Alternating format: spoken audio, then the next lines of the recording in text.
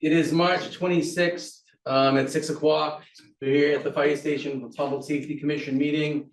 I'll make a few statements. This meeting is being recorded. If anybody other than the commission is recording, please state that you're recording the meeting now. Anybody online or here recording the meeting?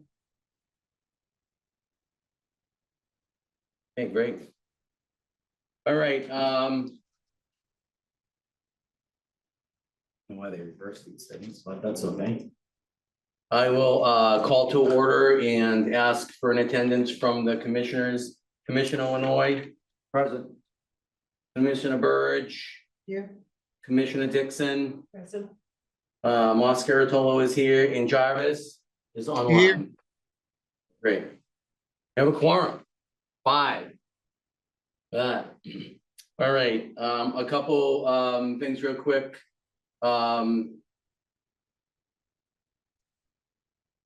We'll have public comment if anybody wants to comment. We don't time it, but we respectfully ask folks to limit it to 2 or 3 minutes. Is there anybody in the room that wants to give public comment? Anybody online wish to public comment? If you do, could you unmute yourself?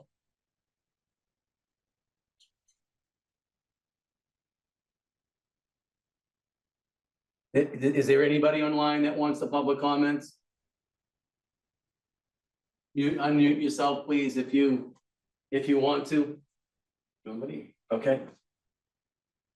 All right, going once, going twice, 3 times. We're moving on. All right, I will ask emergency services to come up. And again, when folks come up, please introduce yourself to the Zoom folks when you're up, when you come up, so they know who you are. I mean, we know who you are, but. No problem. Good evening, everyone. My name is Mark LaPrade. I am one of the operations supervisors for AMR in Western Massachusetts. I am here on Kim D'Angelo's behalf to give you some updates. Not really too much to update. I know her and Pat were up here, I think the last time. Full staffing still, nothing really different with our call volume. I think everything's been kind of status quo. One of my other hats that I wear down in the whole Western Mass AMR thing is I create the schedules. I'm not like this daily scheduler, but I create the schedules for demand. So I'm in the process of redoing the Greenfield schedule now for the folks, which is coming up about a year, which we try and do it every year to let them change and move around if they want to. So that's about it, unless you have any other questions. And you'll send over the stats for the month. Yeah, I'll make sure Kim Yeah, grabs it. Yeah, and I'll send them to the other commissioners. How are the challenges with staffing? Is it? I think we just ended up having 2 paramedics within the last 2 months go full-time. One was already doing full-time hours kind of, but he just decided to make that switch on paper to full-time. So he got some benefits and the PTO and everything. And then we had another part-time paramedic go full-time within the last month or 2 up here. The slight challenge would probably be EMTs because we're trying to staff 4 trucks during the day to help with some of the transfer volume out of Franklin too. So we do have another Earn While You Learn Academy in Springfield that should be finished soon. So if some people want to come up to Greenfield and work up here, they can. I know we recently just did a job fair at Greenfield High School.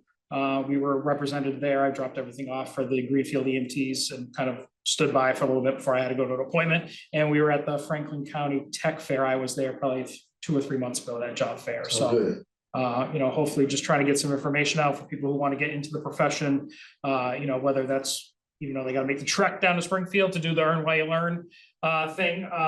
But also, the option Greenfield Community College houses an EMT and paramedic program as well too. So just trying to give everyone the options if they're trying to get in the profession where they can. So is there financial support for these folks? For the Earn While You Learn, there is. So that is our in-house academy. That's what it was coined. The Earn While You Learn program. So basically for EMTs, they can apply. Usually we announce it on Facebook and we try and run 3 classes a year. Unfortunately, they would have to travel down to the Springfield office. That's where we do the class, but they actually get paid I can't tell you off the top of my head exactly what they get paid, but obviously it's slightly maybe above minimum wage. They're a full-time employee, they get benefits. We pay for all their classes, like their CPR class, and it's a 12-week program that basically they learn to be Monday through Friday, how to be an EMT. They go through like the AMR onboarding process as well. And then once they complete that, if they pass their state boards, we obviously pay for their state certification. The only thing we ask of them is to do 1 full year of full-time service to basically pay for the whole class and what we provided for them. And they also get promoted to EMT basic, which they get that starting wage as an EMT basic, which is around I think $23 or $24 now. That union ratified their contract, so all their rates came up. And then after that year, they can do whatever they want. They can leave, they can go part-time, they can go per diem, they can stay with us full-time. And we have a lot of people now that parlay that into the Earn, Learn paramedic program. So paramedic school costs anywhere around $8,000, $10,000, something like that. I don't know the exact figure, but it's a lot. So it's a 2-year program. We basically pay them while they're in class. We pay them to go clinicals. We pay them to go field training. And the only thing we ask for them is they stay with us full-time for 2 years. That's part of the contract. So, and then once that 2 years is up, they can stay, they can leave and go to a fire department, whatever. So we've had people that have now gone through both the basic and the paramedic program and have not had to pay 1 dime out of their own pocket, and they're being paid. So it's almost kind of like a mentorship, internship, kind of apprentice type thing where, you're being paid and you have benefits and you don't have to worry about trying to pay out of pocket. So, but when I tell this to people out too, there's still the GCC option, which is what we call kind of like a retail class. The benefits of that obviously is because it's at a community college, you can take out student loans for the paramedic program. And obviously if you don't have the cash to pay down, you can do student loans through them. So, but we've had success with the Earn While You Learn program. Certainly staffing, has been much better than it was 4, 5, 6 years ago when we didn't have this program. So, Great. yeah. Do you have any literature on that? Like, I can get you some, Bring some? certainly. Yeah, I can bring you some. I can, very good friends with the program director. So like we I'd like to all, see it. yeah, no problem. Copies for us. That'd be great. Yeah, thank you. Any questions from other commissioners? Good question. You mentioned 3 times a year they do the training? For the EMT, we try and hold 3 classes a year. So it's about 12 to 16 weeks, but then, you have to, it's a whole interview process. They have to pass, the normal PAT for anyone that gets hired for AMR, but they have to do the PAT, the drug screening, and the interview process. And then there's a selection process. And then, they come to class and they have to not just pass the test. There's like checkpoints throughout the class. So they have to basically, I believe, keep an 80 average through the entire class in order to make it through in the test. So. Excellent, thank you. And my sort of second part to that question was, do you have, similar to what David was asking, do you have like a 1-page flyer or something? Yeah, oh yeah, absolutely. I can Program either that- have Emily send it, or the next time we're up here next month, I can make sure all those materials get up. But yeah, we do have a 1-page flyer. We actually at the job fairs at Greenfield High and Franklin, we have that material to hand out to people. So for the paramedic and the EMT program. Yeah, I So, guess both of them if you could. Yep. Thank you. no problem. Any other questions? Concerns? I'm good. Okay, thank you. No problem. Thank you. Anytime. All right, we have fire department next. The chief and his dog. I'm gonna write a book about that. You gonna bring the doggy up?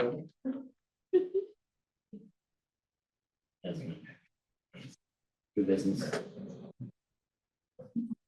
Hello. Well, thank you. Thank you. Welcome to the firehouse again. I apologize for my appearance. I walk my dog, take her for a walk every day, and today I happen to lose track of time. So I didn't get home to drop her off and change. So I apologize for that, but here I am. Sweatshirt's acceptable. You are allowed to be downgraded every once in a while. I don't like to be, but. Thanks for. I'm not gonna have the pooch come up. No. Just before you start, let me make this announcement. We don't have meeting minutes to approve again, but we will next month, I hope. So we have a couple months to approve and document. So I just wanted to let folks know I didn't skip it over. We just don't have meeting minutes to approve. You're up, Chief. All right, so for people out in Zoom land, my name is Bob Strand. I'm the fire chief and emergency management director for the city of Greenfield. I'll just real briefly, a couple things to update. 2 out of the 3 career firefighters that we have offered jobs to have started. The 3rd one will start in May. Along with the 2 career firefighters, we have hired a call firefighter, and we have 2 other call firefighters in the process of going through the hiring process. The 2 new career firefighters are working 4 days, 10-hour days. They work, the first firefighter works Monday, Tuesday. Sunday, Monday, Tuesday, Wednesday. And then the other firefighter is Wednesday, Thursday, Friday, Saturday. And that way they have time together. And then they're separate, with the focus being on getting them up to speed on the ambulance first. They'll go to the recruit program in July, which is an intensive 12-week program. And when they come back out of that, they'll be certified as a firefighter. So we're putting them through phases. And like I said, the 3rd career firefighter that will be joining us in May. Our new ambulance is in service. We are very grateful for the city for supporting the purchase of that. It's in service and it's been running calls. The 3rd alarm fire, I believe we talked about at the last meeting. I just want to give an update. One of the firefighters is still out and injured. He's going to be out for a little bit more. We don't have a return date, but obviously our thoughts are with him for a quick recovery. He's doing well. He is anxious to get back to work, but he suffered some, he, in all things considered, lucky, but he suffered some injuries that it's going to take a little time to heal from.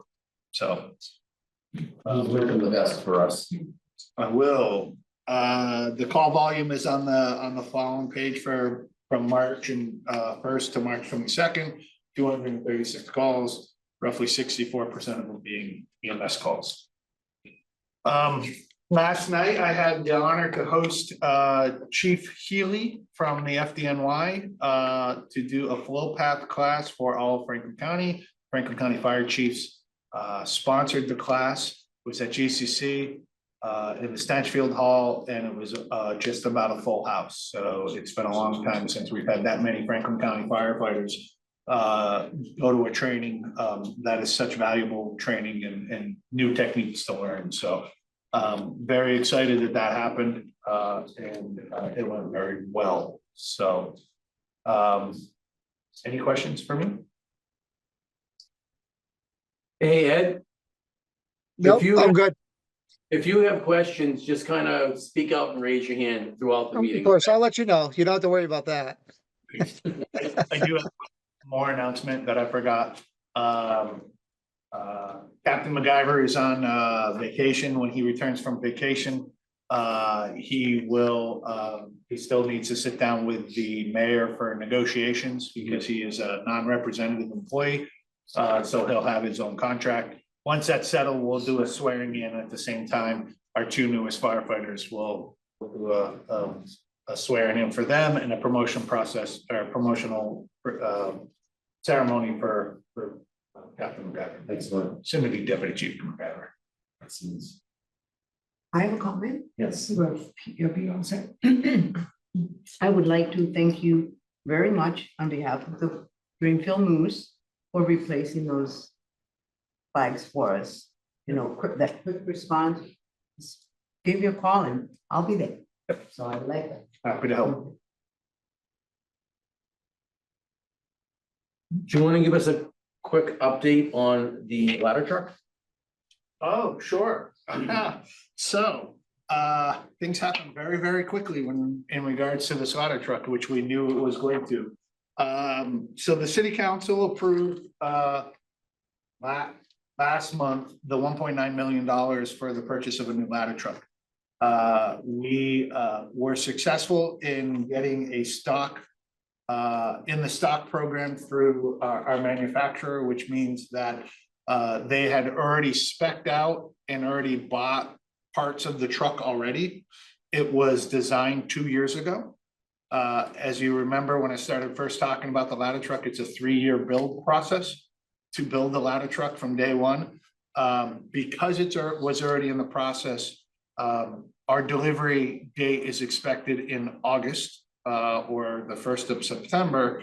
And because it was spec'd out, engineered, and put in the process 2 years ago, we were able to save the community quite a bit of money because it was 2-year-old pricing that we had.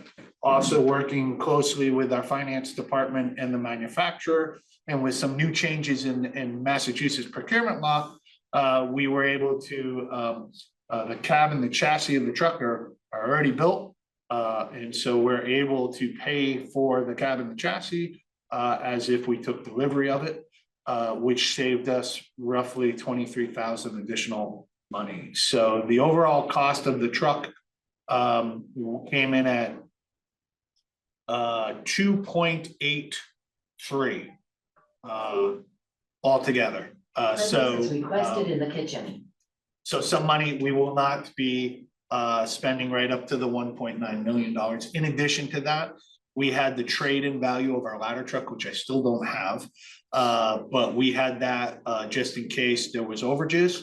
The good news is because there is no overages with it, the ladder truck will be put out to auction versus a trade, which should bring back more money into the general fund for the city. So we've saved quite a bit of money, and we'll be turning back some money to the city so they can repurpose it for other projects that they have.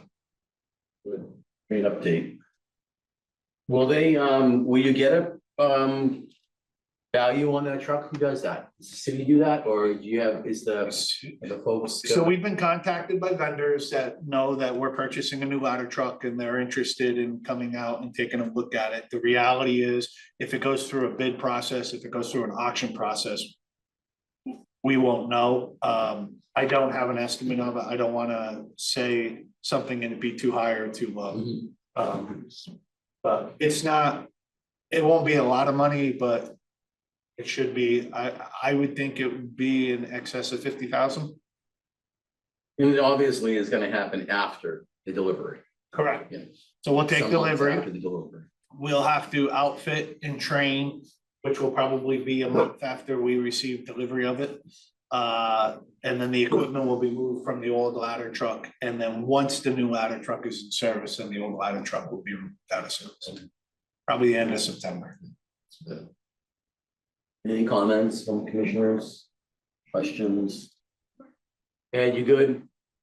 I'm good. All right, thank you. Thank you. Appreciate it. All right, before we move on, I will ask dispatch to come up, but we have a little bit of a presentation and a handout from Commissioner Lanoy. He's been doing some great work at GCC, and he just wants to give us a quick update on his progress and what he's been up to, since we haven't seen him for a couple of months. We had to add that, didn't we? So, thank you, Mr. Chairman. I wanted to share with the commissioners You can come up. yeah, come on up. You come up. The first blurb that has come out of the new Justice Studies program that I was privileged to write for the replacement for criminal justice education at Greenfield Community College. And this represents a 2-year effort, something that I've been talking about in faculty meetings for quite a while. And what it does is it analyzes it analyzed what police academies do, which is a very good job with the vocational side of police training. And what this does is it looks to a broader interdisciplinary side of future public safety, really, in terms of the marriage of law enforcement with mental health professionals, social service professionals, and sustainable community-based solutions. A lot of the stuff that I've spoken to the chief and the deputy chief about, which they're not only doing, but are interested in continuing to do. So what I think that this particular program will do is complement any academy experience that people have the opportunity to do, if we can find people that'll do it. And I know that's a tough sale today. And there has been talk about a potential academy location at the college. Chief Jack Manassa, the campus police force, has been leading that, so we're not gonna speak about that. But this is an exciting program. And so if you go on the GCC website and click the academic departments and then go to justice studies, you can look at the entire curriculum. You can look at the course goals. You can look at the program goals. And so I'll be assembling the Criminal Justice Advisory Board, which the pandemic made a dent in that. And so we'll be meeting face-to-face this year to talk about the program. I think what it's going to represent really for police departments, correctional agencies, social service agencies, and even nonprofits is an opportunity to earn a degree in an area where there's more collaboration. So part of just a couple of highlights, we have an ethics course. The criminal justice directors, my counterparts across the state have talked about it for a long time. We have an ethics course. As electives, we have model evidence-based treatment, policing, and judicial admin courses. We'll have a connection with our addiction studies program in terms of electives, and then we'll have hopefully a special topics offering every year that will be specific to some topic that may be onerous and difficult to deal with. And one of the things that I'm trying to do here is to so if you want a copy of the whole curriculum, I will bring it. It's something like 35 pages of rationale, course descriptions, course overviews, and program outcomes. I don't have a crystal ball. I think it represents the future. I think from a promotional standpoint, the chiefs that I speak with, including our own, talks about as co-response grows, as we continue to build the much needed infrastructure of diversion into our communities, which is expensive to do. We're doing the best we can at the moment. This justice studies degree, which I believe is the first in a community college in the Commonwealth, will position people to go into upper division programming, either in sociology or social psychology or addiction studies, and to really have stackable credentials that are going to be necessary going forward as we attempt to protect our communities. So I'm privileged to have had the opportunity to write this. This is just a little intro, but I will bring hard copies of the entire curriculum to our next meeting for anyone who would like to take a deep dive and read it. That'd be great, I would. Okay, so thank you, Mr. Chairman, for the moment to Thank you. share this. Very interesting. Any questions or concerns? It's a 2-year program, right? It's a 2-year program, and we will be working diligently to determine how best to achieve course offerings in a way that give people some accelerated opportunity, some potential evening opportunity. Very difficult really in scheduling college programs around modern people's needs. As you know, there are potential hybrid courses, there are online courses, and we're working through that in my department to determine and make a presentation to our administrative staff of what we think will work. So it'll launch in the fall as a day and partial evening program. And I'm working with the courts as well to get job descriptions of any job description that may fit within this so that we can broaden the audience. So we're looking for in-service police officers. We're looking for people that are interested. There are cadets at the college. I addressed them the other night. They're hoping for a police academy opportunity. If a police academy did happen, it would be a college. It would be a college model like Quinsigamond Community College. It would be at night. And so, the possibilities are endless. And I've spoken at length to the police officials here about the workforce development component. Now that I've got the curriculum written, I can work with our workforce development people. And I think you gave me 24 topics, chief, and I didn't forget that, and they're still on my email. Yeah. Of programmatic offerings that we can develop in our community college that serves our community. That may be of great assistance to our city PD and to surrounding PDs in terms of filling the gaps where certain trainings are either too expensive to go to or too, not that we wouldn't charge tuition, but it would be more competitive and it would be closer. And so, you know, this is a project in motion. Had to get this done, a long project. I finally got all the books and papers and messes out of the dining room, which made my wife very happy. I bet. So thanks. Well, thank you. I think it's well needed for the community, and I think it will fit into, I mean, Chief Dodge has expressed, we've all expressed concerns about finding people that are interested. I think this is gonna just be an important piece of that puzzle, so thank you. Yeah, just one thing, you know, we're way out in Greenfield, in the northwestern corner of the state. And I've always been, you know, when I was in the sheriff's office, when I've served on committees, and you know, I've always been thrilled and amazed and happy about how people collaborate here. Because we really developed a collaborative spirit out of necessity, because we're rural and we're way up here in the corner of northeastern Massachusetts. And I think we really create examples of best practices and how to do things well and how to do it in a team. Not that they don't other places, but for us, obviously, if we don't do that and we don't work together as a community, we can't succeed that way. And so GCC is part of our community. So I'm real happy to be associated with this board and with our community and with the college in engaging these efforts. So I'll be quiet now so that important business. Excellent stuff. Thank you. Okay, welcome dispatch. Just introduce for the Zoom folks in. I'm Cindy Hunter. I'm the dispatch supervisor for Greenfield Police and Fire. First thing I would like to do is introduce you to our upcoming trainee. This is Nicholas Gordon, or Nick. He's going to be starting with us on Monday. He is training for a per diem position, but fortunately for us, he is able to train full-time hours. So we're happy to get that started. So if you would just give a little background on yourself. Sure. If you don't mind. Yeah.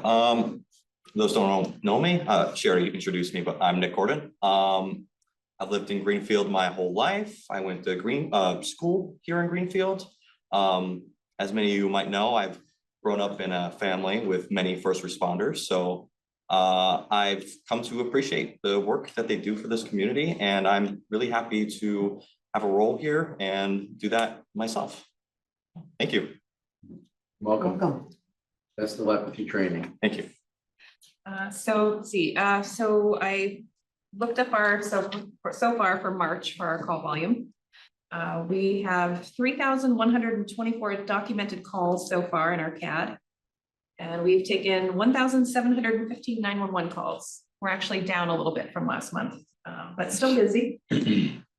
We had about 180 overtime hours this month. It's about 22 and a half shifts. Fortunately for us, we do have three per diems that are covering shifts. They were able to cover 11 of our shifts this month, so it saved us 88 hours. And on top of that, when I took the supervisor's position, one of the things the chief and I talked about was I would still cover shifts. I've been trying to do one shift a week, excuse me. So I've done 3 shifts so far this month. So that has saved us some overtime, as well as the per diems. But more importantly, it saves some stress on the other dispatchers, not getting burnt out with overtime. And we are moving into summertime, so that's why we're happy to have Nick training. So as many per diems as we can get, as Commissioner Illinois said, it is very, very helpful. So we're looking forward to having him on shifts. Since maybe the last 8 or 9 months, I've been working with Lieutenant Cooley from the fire department, getting our protocols updated. They have not been updated in, unfortunately, many years. So there was a lot of language that was outdated, a lot of things that they've improved on for us that was not in here. So I am very grateful to Alex Cooley for taking on that task, as well as Chief Strahan, who also had a hand in that as well. And also I'd like to mention dispatcher Josh Arell helped me go through these as well. Through the first draft and making some changes. So I have a copy for all of you of those new protocols. Thank you. I apologize, Commissioner Jarvis, I'm short a copy, but I can email you that tomorrow morning. So if you care to take a look at those, again, very grateful to the fire department for getting those updated for us. Definitely helps us to provide them better service. See, something that I am extremely excited about happened this past week. So if you all have been in our center, you know we have 3 consoles. Unfortunately, we have 2 full consoles and 1 partial. We have 2 that have the 911 system, 1 does not. So I got a bunch of information together, did some research on the last 5 years, put all of that information together, wrote a letter to the state and requested a 3rd console. And they approved it. So we're excited. So the 3 things that I outlined that will help us with at the top are training. When we have someone who's training and we have a trainer with them, the trainer is not able to silent monitor the calls they're taking. So that's one thing, that's the most important thing I feel like that will help us. It will definitely help us to give better service to the community, especially when we have times of high call volume, major storms, structure fires, that sort of thing. We oftentimes will call in the 3rd dispatcher so that they can help to answer the business lines, take overflow calls. So that will definitely help with that as well. And also because we now have another full-time trainee who will be going on shift hopefully soon, we will be able to staff what we call our vacation relief spot. When that person is not covering long-term absences or vacations, they will be the 3rd dispatcher. So it will be helpful for them to have an entire 3rd console. So we're very excited about that. Great So, job with that. Thank you, I appreciate that with Chief Dodge's help. So a copy of that I'm letter sure it wasn't for you. great. It was definitely the chief, No, this is really good news. I mean, this is, and I will leave a copy for Yeah. Commissioner Yeah. Jarvis as well. it's just great news, so thank you. One of the things that they point out, or one of their criteria that they usually hold for that, getting the 3rd position, is that they require a 25 to 50,000 people in the community. And we know we don't quite have that, but they did overlook that in this case. So we're grateful to the state 911 for that. Do you know why they did that?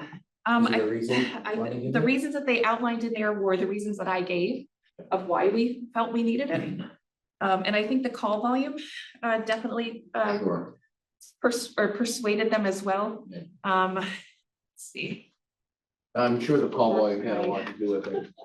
I'll go back to my letter. So our 911 call volume has increased from 2020 until 2024. It increased our call volume increased about 85%. So that was, I think that was a persuader. And our 911 call volume went up about 12% over that same time period. So I hopefully that was part of their reasoning. That's great. Doesn't our daytime population go up? With the college and the workforce, and I'm sure that it does, Right. absolutely. Chief, do you have stats on that? Old ones, but the old stats say that Monday through Friday, it goes up between 20 and 30,000 people in the town, between the hospital, Yeah, the that definitely college, puts the us in courthouse, that category. jail, we have all the county resources. That's the estimate, but that was a long time ago. I don't even know where that document is anymore. Probably has increased. Interesting, see if we could get some updated stats on that from somewhere, but that's good news. Has this been implemented yet? It has not. So I've spoken to Andy Holland, who is one of the 911 techs who comes out to service our equipment. So Comtech is the company that will come and install it. I'm waiting to hear from them to schedule a date for it. Okay. They do give us a little bit of notice because one of the things that will have to happen that day is our 911 system will go down. And so fortunately for us, Shelburne Control dispatches we call it our ring down. Mhm. Our calls will get shifted to them for that time frame, and they'll install our equipment and then we'll get it back. Do you know what the amount of time is for that? Well, They do, sorry, would it be off hours or do they do it during the They day? reinstalled our three, when we moved into our new space, they reinstalled all three consoles, I would say within 3 or 4 hours, it was done. So assumingly one would not take that long. And all the infrastructure is there. They planned ahead for this when they built the new dispatch center. So all the cords and all the cables and everything are all there, so hopefully, yes. That's excellent. Just keep us updated. It'd be great. So we are, the training class that I told you about in the last meeting, we are hosting here tomorrow, so that will be happening. The class is active threat response for dispatch, which I gave you all a handout for. We're very excited. They had 24 students sign up. We have 5 dispatchers from Greenfield attending. One of the positives, well, one of the many positives of this company is that they offer us 2 free spots. So we are only paying for 3, so that's saving us a little money as well. And I've been to trainings with this company before. I'm actually at GCC. We've done some roundtable discussions. Down there. Yep, and they're very, very good. So looking forward to that. Excellent. And last thing is, we're just continuing, I am continuing our quality assurance for dispatchers. I did our first round, starting on the second round. We found some places where we can improve. We found some places where we are definitely excelling. So looking forward to implementing some good changes, and I'm excited for what's going to happen next. That's great. Any questions, concerns? You good, Ed? Good. I'd like to see that, quality insurance when you compile that. And I can send you, yeah, I can put together something for you. Absolutely. Great job, Jim. Yeah, Thank you, great job Thank on the you. 911. Welcome. Thank you. Is that it for us tonight? Do we have other? No, I think we're done. All right. Did you say quality insurance? Insurance. I gotta go. Chief Dodge and Deputy. Quality insurance. This is our quality insurance right here. You notice I changed the color from red to blue. Very nice. Couldn't So we pull won't. that red off. He yelled at me for it. He's mad. It's supposed to be red. It's good to hear your dog in our meetings. Might Oh, thank you. want to request, we might request an official dog to come at every meeting, FYI, so. Good to see both of you. It's good to see you. So Chief Dodge, Greenfield Police, for those in Zoom land. Chris Green, Greenfield Police, Deputy Chief. Thank you. Good afternoon, evening. Deputy Chief now. And the former one's watching. Yeah, Is he up there? he is. What's he under? WRG. Is that who it is? WRG? Welcome. WRG. Is he home? Because next year. I was going to ask, I said. Name sound familiar? Gordon. No, so hopefully he takes after his mother. Like him. Say what? So hopefully he takes after his mother. Actually, I was thinking it kind of looks like his dad. We digress. Yes, we do. He wants to dive right into the report. Dive right in, Chief. All right. February 2025, calls handled, actually, that was up 278 calls. Oh, To 3,841 calls in February. Short month, and we're still up more calls. that's an uptick for the The good for part, month. though, the efficiency is shown in the next section where it says time spent on calls. We were actually down 113 hours on time spent. So we actually had 300, almost 300 more calls, and we're down 113 hours it took us to do that. Calls handled downtown business district, 281, that's down 27. We continue to be proactive in that regard, and we continue to get constant feedback from businesses in the community about Zoe's presence down there. We're hoping to expand on that soon. Next page, case assignment breakdown. We're up 26 incident reports to 164 in February.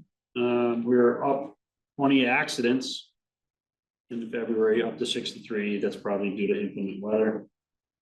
Arrest reports were down 20 to 38, and citations were up 1, consistently in the low 200s a month in citations.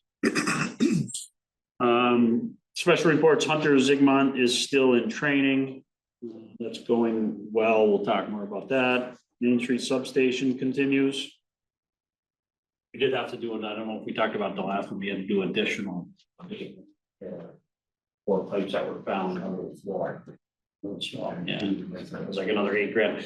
The central maintenance, Joe Pugs, took care of that on his dime, so it helped dramatically. Yeah. We are moving forward with the sort of rejuvenation of the report station area in there. That's a part of the building that hasn't been touched since before we moved in. It's a quarter of a century old. Report stations are falling apart. And if nothing else, you know, we've put a little attention into other areas of the building. We'd really like to bring a little bit of pride to the inside of the building where the majority of the officers actually work. The carpets, if you've ever been in there, there's several different styles and colors. We want to kind of make that uniform. We want to use something of the same theme that you'll see in the dispatch and in the meeting room right now. It's a really good look. The dark ceilings, LED lights, off-white walls, bluish carpet, but then we're going to build a couple sections in there to accommodate a couple of report stations. So we're waiting on the final bids for that so we can get underway with it. Yeah, it's gonna be a nice. Yeah, I think so. We're actually adding 1 report station for them to, Yeah. they have 3 now. Now they're re-adding the design we configured adds a 4th to it, so. We're also then gonna add a station to actually process property evidence stuff, which we don't have right now. They do it on these little teeny desktops, and sometimes you bring in quite a bit of evidence. Now we want to actually make sort of a horseshoe shaped station that's, you know, sort of chest high, so you can kind of just work right off it with a computer there to print labels and put it into the system. That's part of the plan we want to do in their workstation area. And again, it hasn't been addressed in 25 years, so we're trying to bring a little modern flair to it. Do you have a guesstimate on when the substation? I mean, I know there's no additional stuff, but what's our goal of getting that thing open? I don't anticipate much more than another month. I mean, we were wondering whether or not we could get a mini split in there. And the company just came and we can. Great. So being a mini split, as you know, that'll be a quick, that handles everything. Heat Yeah, that'll handle everything you need. and cooling. So they figured it'd be a quick install and that part's done. So they're framing in, I think we went in there last week, the bathroom areas framed in, plumbing and electrical are in there right now, doing the rough stuff. They did frame in a trapdoor going into the floor so they could get to the utilities rather than having to come up underneath from the railroad tracks and the crawl space. So there's been a couple modifications just for convenience purposes down the road, access purposes down the road, but I couldn't anticipate much more than another month going on this, depending on plumbing and electrical. And we're set with technology. Yeah, we got all the stuff. We had purchased that previously. Once they get all this stuff in place, then IT will jump in. And that, yeah, we're doing, the guys are doing that, and the city's doing that on their own, right? The technology and the Yeah, cable. we bought it all previously. But basically it'd be what they call an AI phone. It's like when you go into dispatch right now and you pick up the phone and it sends you to a dispatcher. The same thing will be at the substation. Okay. You pick up that phone, you'll be right to dispatch. You'll talk to dispatcher. Looking forward to that. Yep. Our cruisers so far, we've gotten a, sorry, what's that? Is that right, Commissioner? Yeah, that's right. He said, Per office.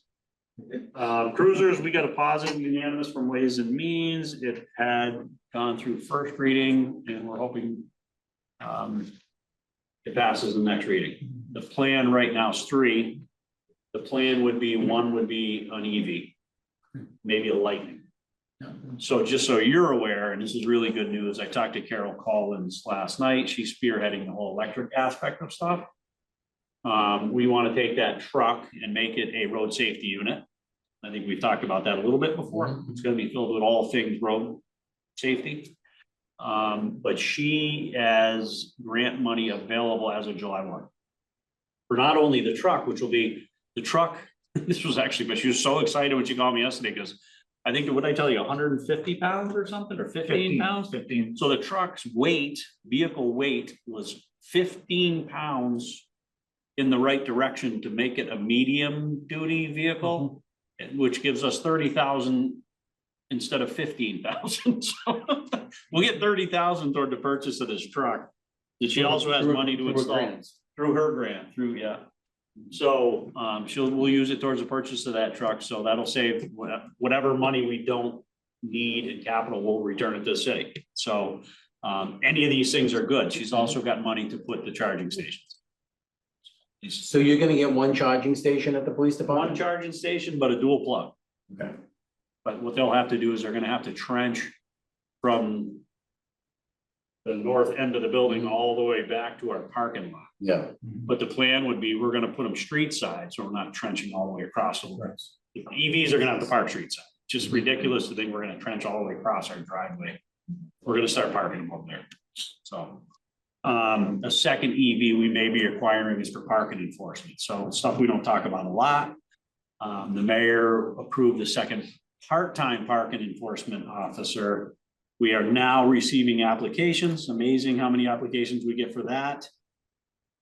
Compared to what we got for police, which after being posted for a month was zero applications for police. We got PhDs coming in for A parking. couple PhDs. About a dozen applications so far. Yep. For So, parking. interesting. Part-time. Yep, but their car is smoked. We're gonna trade that probably towards an EV that may be shared amongst other town departments. Oh, great. Some mayor's working around. It'll probably be parked downtown anyway, so it'll park them on the public plug-in spots. The truck's gonna be used as a regular vehicle on the ship. Full deal. It's not just for, it's gonna be decked out for street safety, but it's gonna be it's gonna be a sign and it's gonna be It's gonna have the camera system and it's gonna have a prisoner transport capabilities, the whole kit. We're gonna put it through the whole test. We're kind of excited. I'm excited to see how it'll perform in the winter, how it performs in the summer. I'm not the guy that's gonna say it's not gonna work like so many others. I wanna try it. Yeah, Do it. excellent. Thank you. Second budget, not much to say on the budget. That's obviously ramping up now, budget conversations. In spite of pretty significant buybacks throughout the year, we've worked our budget pretty well, holding off on some hires. So I think we're gonna cross the finish line in pretty good shape. And then co-response. Co-response remains pretty consistent. There was 30 calls in February, 24 in-person responses, 6 virtual. 2 went via section 12, 3 were voluntary. Thankfully, no officers were injured, and 2 arrests or summonses came out of that. I was given a letter from Chief Pachurik of Deerfield yesterday. He's actually the president of Franklin County Chiefs. And we addressed it today at a Franklin County Chiefs meeting. It looks like the jail diversion program, which is the state program that pays for co-response and CIT stuff, the critical incident stuff. The governor's budget looks like she's dropping that budget line from 18 million to 3.8 million. That's huge. That's absolutely huge. So I have already contacted our delegation. I have received direct conversation back from Whips and Comerford, both of whom are very in support of the co-response of the JDP. Comerford indicated this was the exact right time to send this, so feel free to reach out as well. Co-response is absolutely a vital part of what we're doing today, and we should never go backwards. We should never go backwards. We're already on sort of a lull because we're still dealing with a maternity leave. We're down to 1 currently, and that person is busy. One intern, Yeah, and she one- graduates in May. So this whole state budget was 18 million. Yeah. And it's dropping to 3 for the entire state. Tentatively, Tentative. That's what it looks like. So right now, we're trying to, we really need to get loud for this because co-response is in fact an important thing for any community. The only people who will suffer are those vulnerable communities. Yeah. That's all. We won't suffer. CSO won't suffer, two people who are administering it. It's the vulnerable people out there that are gonna suffer because no longer do we have them riding around with us. We have a tentative response from CSO, clinical and support options, that they would be inclined to try to keep their side going. For police departments these days, we basically live off that grant to put people with the co-responders. We don't have enough people on the shift to do the normal job. So they're paid for on overtime to ride with co-response. But that also provides us with gear that we use to keep the co-response going. So we get 100,000 a year and the total program gets 3. So 200,000 goes to CSO and 100,000 goes to us. It's vital. So if you are inclined, reach out to our delegation and show your support. It's growing quickly. So, and we got a quick response from them. Thanks for sharing that information. The only other tidbit I have is, we just pulled the trigger on going to non-certified hires. Because like I said a minute ago, we put it out, Deputy Chief put it, application requests out a month ago-ish now. Even with a $10,000 sign-on bonus, and we got 0 applications. 0. So we have to open up to the non-academy training. I'll give you the outlook of that. Is that academy doesn't start until July. If we get anybody into that academy by July, that means they graduate in January. They go through field training. We're back to, well, March of 26, before you would even see those individuals on patrol. Basically almost a year. It's a year. Well, because we gotta wait for it to start, then you gotta, they're in it for 6 months, then they're field training for 3. That's a year. What's our count for total staff for, I mean, for officers on the, I mean, what are we down to? 3. We down 3. We're down 3 and we're absolutely gonna be down another one on May 8th. That's Patty West is retiring. We know Patty's that for a retiring.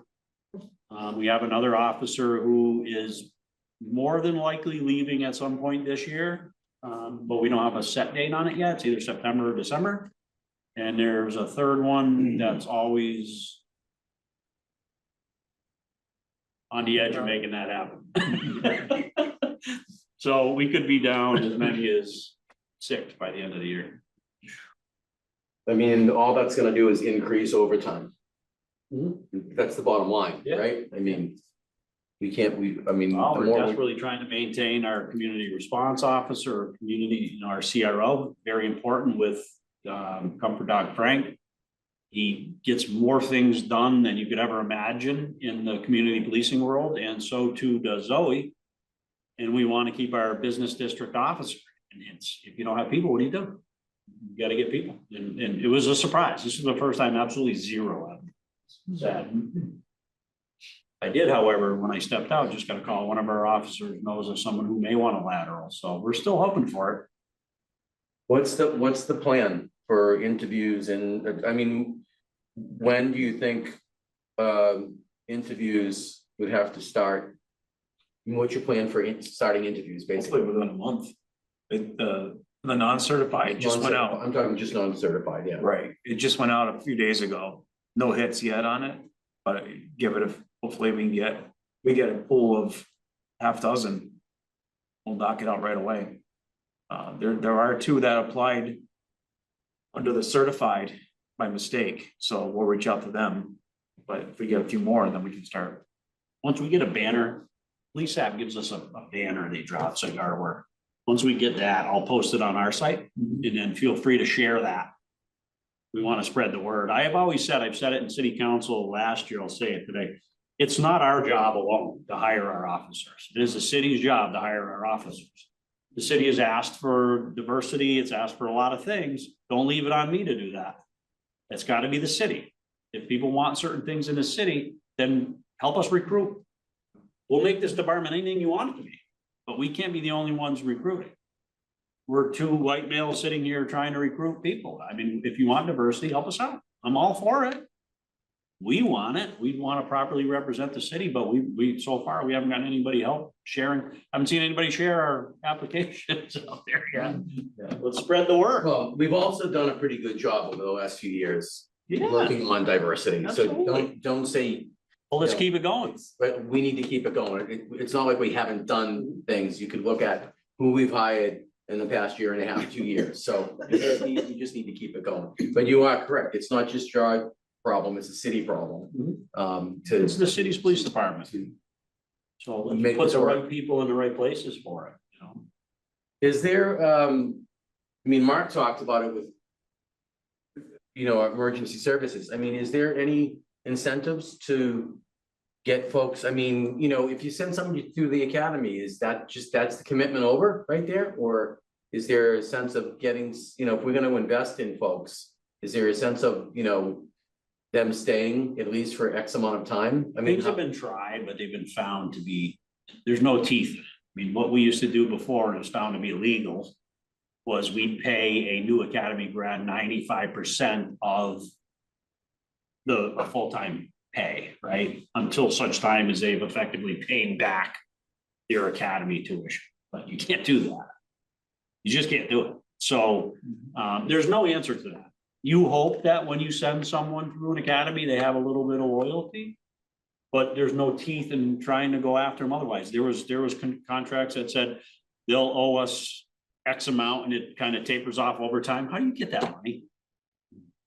How do you get from a new officer who leaves and goes to another agency? Are you gonna sue them to get your money back?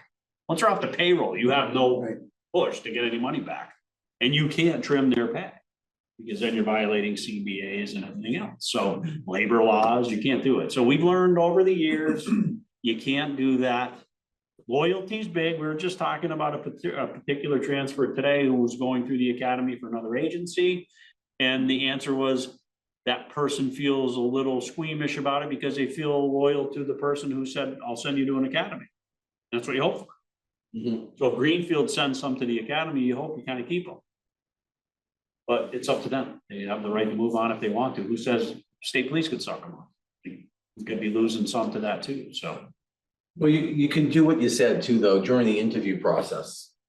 You could get a sense of, where they're at, where they want to live, what their commitment is, how, are they a part of their community, right? They'll tell you anything you want to hear during the interview process. Sure. That's true. You want that piece of paper. Yeah. But it's valuable. Today, an academy certificate is a hot commodity. And to the extent that, again, our small community is offering a $10,000 sign. But I know the chief of GCC is pushing hard. This would be great if we had an academy at GCC right now, because a lot of our questions would be answered. Right now, we have to roll the dice and hope that we can get a couple into the Westfield one. We may have to throw them in there anyways, even if, while at the same time, we can get some laterals. Because we know we have others leaving, so we may have to stack our deck a little bit. And then wait to get them, so. I think that academy being that Twin Sig model. I believe that there's enough out there that would be interesting. Be great. Like I said, we'd have 2, 3 already, ready to go through. How about that cadet program? I mean, they're not old enough, right? Not yet. But I addressed them the other day. That's a great idea. And if We do have one of them dispatching for us now. really, Yeah. One of the cadets, he's dispatching, he's taking the right road. He's definitely taking the right road. Yeah. Learning a lot, learning the vernacular. Learning the record management software. It's good leg up. You got anything else? I don't. Well, Any questions, concerns? I have something to share. I don't know that if you knew that Zoe was involved in getting that flag up also, or. I did not. So what happened is she and I was walking, we were approached by someone who pointed out how there's different flags in different places, pretty tattered.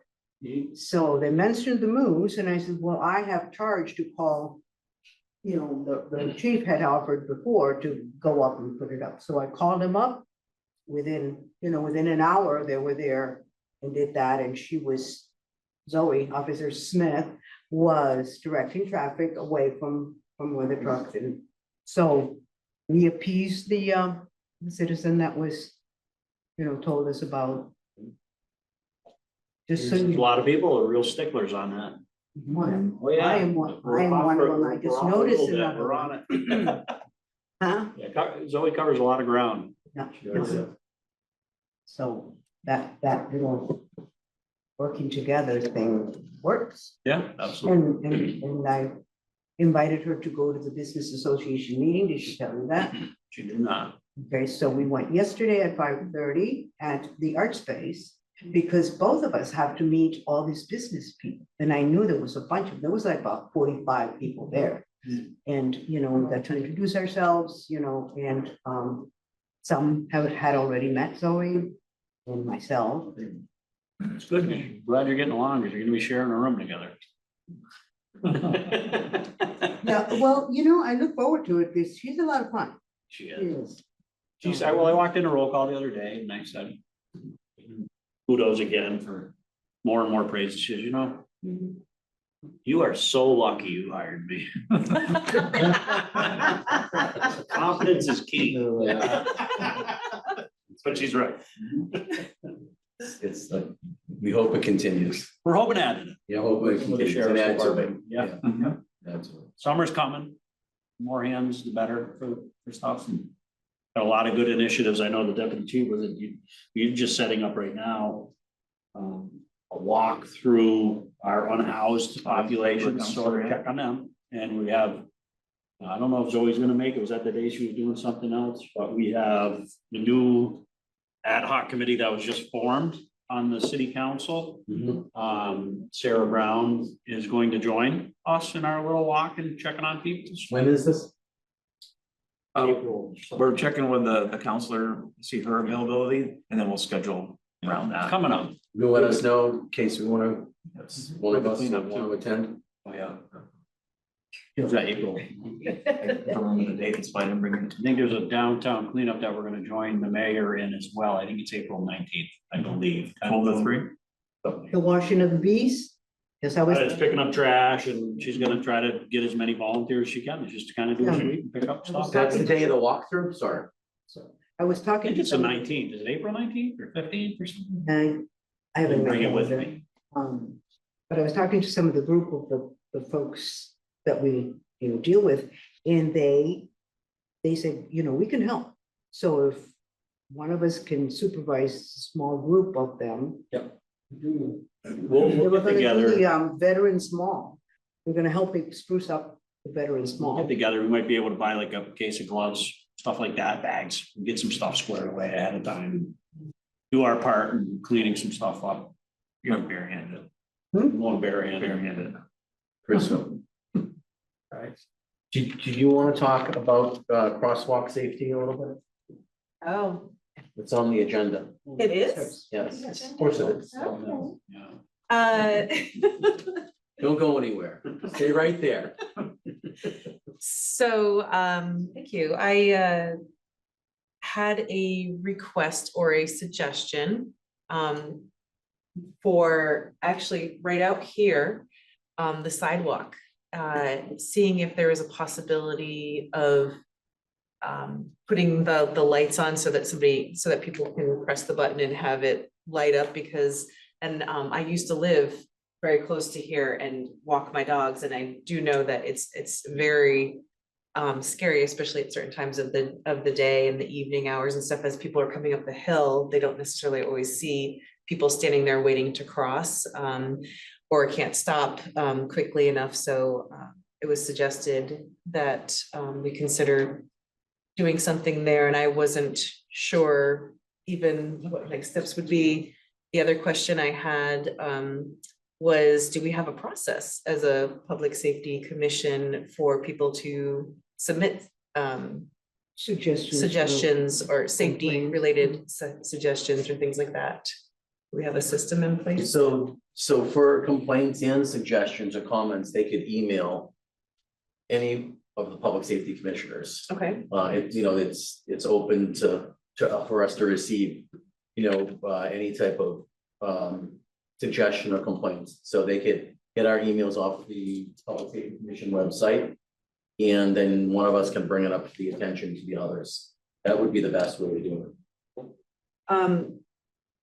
I don't know if you're familiar or not, or if this is anything that's been considered, but in my alternate career life, we use a lot of forms, and one of them is, one of the newer versions is something called FormStack, where you can essentially have a link that people can click on, and it completes basically all the basic questions, and then goes into a spreadsheet, and you know, it's secure, and you know, you can access it. Any of us could access it. I think it might be something that we could consider. Yeah, we could talk to IT and Fernando or the city and ask them if they're working on things like that. That's a possibility. Talk with the mayor about that. Yeah, so it was my father that asked about the. As far as the crosswalks, you know, the chief and deputy can give us input, but you know, it's tricky. You know, if you're talking lights or anything major, it has to go through the state. And they have to do an analysis and. Not You know, the, Extension cord. no, from not the a fire light. chief's building out there. Yeah, not a light, but the one like that's in front of the Cumberland Farms on Federal, where they press a button for the crosswalk and it. Yeah, and there's one. Not an actual street Yeah, there's light. one by the Shelburne coffee roasters Yep, too. You hit it yep. and it- Yeah, and I actually, when I first moved It's a home. all of a sudden- DPW. Yeah, Yeah, yeah, okay. yeah, and the DPW would definitely have to be involved, and we could, I mean, we can contact the DPW as an individual commissioner or as a group. To discuss things like that. Not a bad idea to do it, so that it starts a better communication. Just CC myself, fire chief, maybe even the mayor in, and Aaron maybe, or the chief of staff. Commissioner. It's good to get that kind of conversation, but we can all do our input, you know, put Marlo on it, so. Through the, We'll recognize, yes. I'm just in regard to what you're talking about. The DPW has something on their website called See Click Fix. And it's actually a form that people can go to, and if they have complaints or concerns about traffic issues, you know, that sort of thing, they can fill that form out. And Lindsay Knapp, who is the clerical person down there, she often will send those to me so that we can pass them along to officers if that's appropriate, or that's an option. That's a good option, yeah, we can talk. Well, about that. It's probably a form Let's- stack. That Probably. stop, that Or flashing Google form. stop sign that's just before on Wells Street there, that saved me from, you know, it's like, oh, I forgot they don't have stop this way. Put them on country club too, Yes, Yeah. that's been working. past issue, yeah. Yeah, so that could, See that really good. would work right here. I don't know, I mean, chief in the back, we could all address, but I don't think we've had any major incidents in any intersections lately, right? Well, we have some concerns, some There's increased concerns, concerns yeah. in High and Sanderson Street.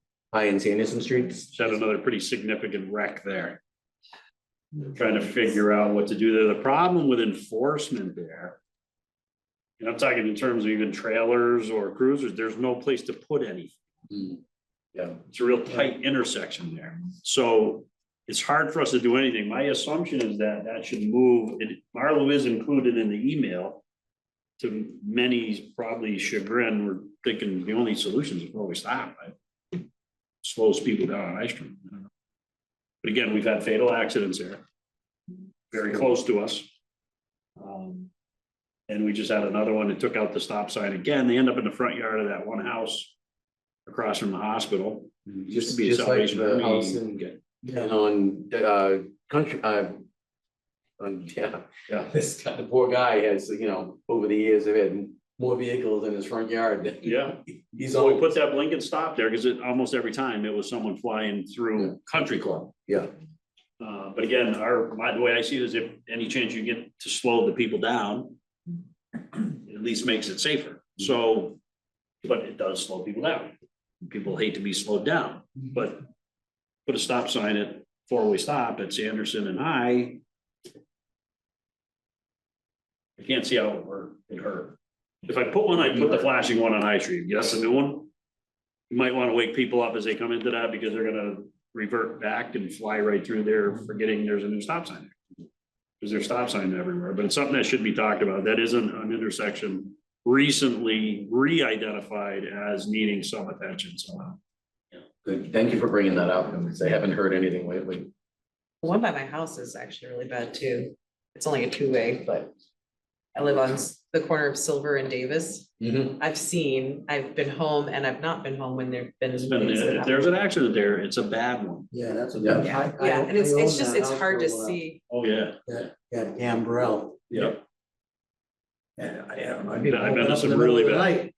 Yeah, I mean, serious accidents, Yeah, absolutely. cars on their roofs. Yeah. If it happens, they're usually pretty significant. Again, that's what you're talking, with that intersection, and with Country Club intersection, I'm all for stopping them somewhere. Somewhere, I mean, yeah, because those two intersections has been history, but They stopped at Davis and then started back up. Or slowing for Davis, you're already slowing down around Country Club and you're just starting back up going westbound. So a stop slows people down, but again, it's beyond us, like he was saying, it's gotta go through state. yeah, it's gotta go through. State has input. There's a long process. But we've had concerns and we've had concerns from folks on Davis and Silver Street and, you know, about the speeding during the school. Yeah, and it's, School time and. yeah, But it's a hard. just to get them to go fix. 30 or less, you Just know, with food the for sign thought. that blinks.